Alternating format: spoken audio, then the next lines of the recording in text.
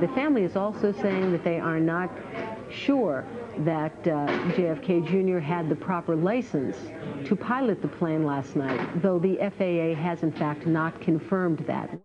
Jeez. John Kennedy didn't even have a license? What the hell did he think he was doing? Careless, irresponsible, stupid rich kid, acting like a daredevil, with his wife on board. Too bad about her, but hell, he deserved to die. This is the kind of ugly truth you would think the family might want to keep quiet about. But what if it weren't true? What kind of family member would say it to the press if it weren't true? It wasn't true. He was qualified. He had a private pilot single-engine land license, which qualified him to fly this particular airplane under visual flight rules. The weather observation at the Martha's Vineyard Airport at 9 o'clock was 8 miles visibility. That's well above the minimums needed for visual flight rules. At 10 o'clock, it was 10 miles. We've heard from a number of people who were down on the Vineyard and on the Cape last night that the moon was visible. So it's pretty apparent that the sky was not, there was no cloud cover, at least not a significant cloud cover. So 6 or 8 miles visibility, that would put it well into the category of visual flight rules, so long as the ceiling was at 1,000 feet or better. It wasn't true. Kennedy had 17 years experience, over 300 hours of flight time, enough to qualify to become an instructor. He had recently taken the performance test to get his instrument license, allowing him to fly blind in the thickest fog, and passed. But the weather was clear and he was legal to fly even with his old license under visual flight rules. So why did this mysterious person named the family say it? Are there members of the Kennedy family who enjoy Kennedy bashing? The description of Oswald mysteriously going out over the police radio indicates that the killers had infiltrated the Dallas Police Department. This baseless false report suggests that the killers have some of their people identifying themselves as the family and spreading lies. But for now, let's simply make the point that the person calling themselves the family and telling these vicious lies about John's license is also the source of the story that there was no flight instructor. And now let's have a good hard look at the question of whether there was a flight instructor on the plane. The early report that there was indeed a flight instructor on the plane came from an entirely reliable source, Carol Radowell.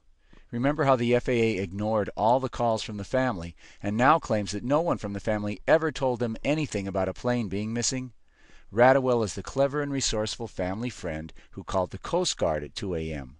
while other family members were sleeping. Radowell told the Coast Guard there was a flight instructor on the plane, but how could she know? She wasn't on the plane. The NTSB says that no cell phones were used after the plane was in the air, so how could she know for sure what changes may have taken place in the moments just before takeoff? These are very good questions, and it's clear that she couldn't know for sure if there was a flight instructor on board, but neither could anyone else. No one could know for sure. She was guessing.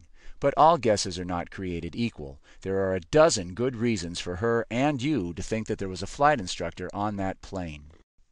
John always had a flight instructor. It's just a fact.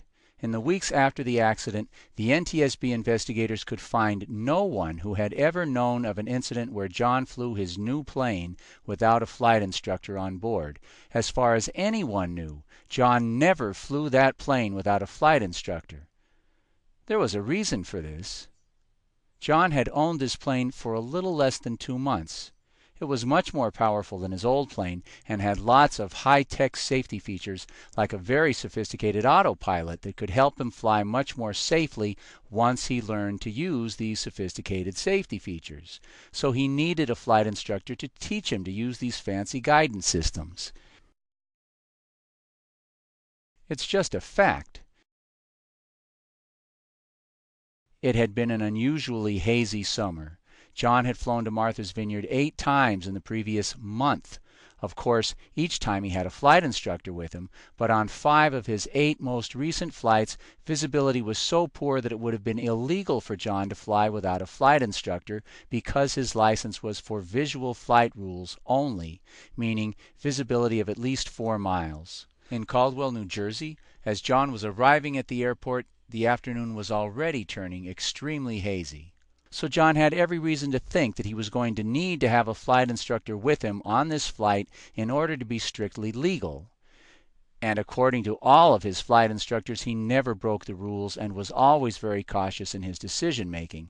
So for John to have taken off alone, flying into weather that looked hazy along a route that he knew usually had poor visibility, would have been totally unlike him. We mentioned earlier that John and his sister-in-law, Lauren Bassett, arrived at the airport at 7:30. Witnesses say Carolyn arrived 15 minutes later at 7:45, and yet, while conditions worsened, as the skies became more and more hazy as the sun went down, the three of them sat around waiting for 45 minutes until 8:30 before taking off. Why? What were they waiting for? Can anyone suggest a more likely explanation, or any other reasonable explanation at all other than that they were waiting for the flight instructor to show up? But suppose the scheduled flight instructor had not shown up. This would not be a problem for John. He routinely called them at a moment's notice for any sort of emergency. Clark, somebody originally said that he had a flight instructor because he was concerned about the cast on his leg. Mm-hmm. Secondly, I heard also someone suggest that he had a flight instructor with him because he is working on an instrument rating. And that's how you work on an instrument rating. You fly with the certified flight instructor who sits in the right seat. You sit in the left seat, and as you normally would, and you fly, and the instructor's there to guide you and to take over, frankly, if if you get into any trouble. So those could be the two reasons. There was some suggestion or speculation that he might have had a flight instructor. Let's take these two reasons one at a time. The second one first. Kennedy was working on his instrument rating, but he had passed the written exam. He had passed the performance evaluation, but he needed to log hours, so that he had every reason to fly with an instructor and no reason to fly without one. And now let's get back to that first point.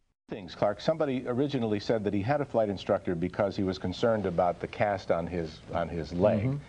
In fact, Kennedy had the cast removed from his ankle the day before, but he was still on crutches. He did not need his feet to fly, but he did need them to move the plane around while it was on the ground. Flying with the injury was not impossible or even dangerous, but it was inconvenient. And what do millionaires like John buy with their money? They buy convenience. It would have been much more convenient for John to have a flight instructor along. But we're just getting started with his foot injury. You see, lots of people who cared about John were worried about him flying with a broken foot. It may not have been a real threat. You don't need your feet to fly, but it was an obvious problem that easily attracted people's attention. The Boston Globe for July 19th quotes a Canadian business associate who says that John told him that, for the time being, he'd rather fly with a co-pilot because his broken foot made it difficult for him to operate the pedals controlling the rudder.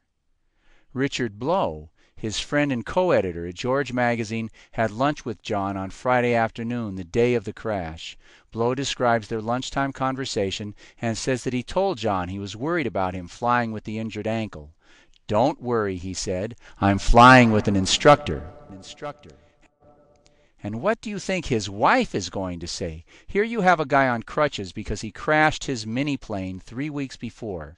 Every time Carolyn looked at him, what did she see? She sees a guy on crutches because he crashed his mini-plane 3 weeks before. How likely is it, do you suppose, that his wife is going to get on his plane with him without a professional pilot on board? You do the math. Ask any married man if you need help. The chances of her getting on that plane are a lot less than zero.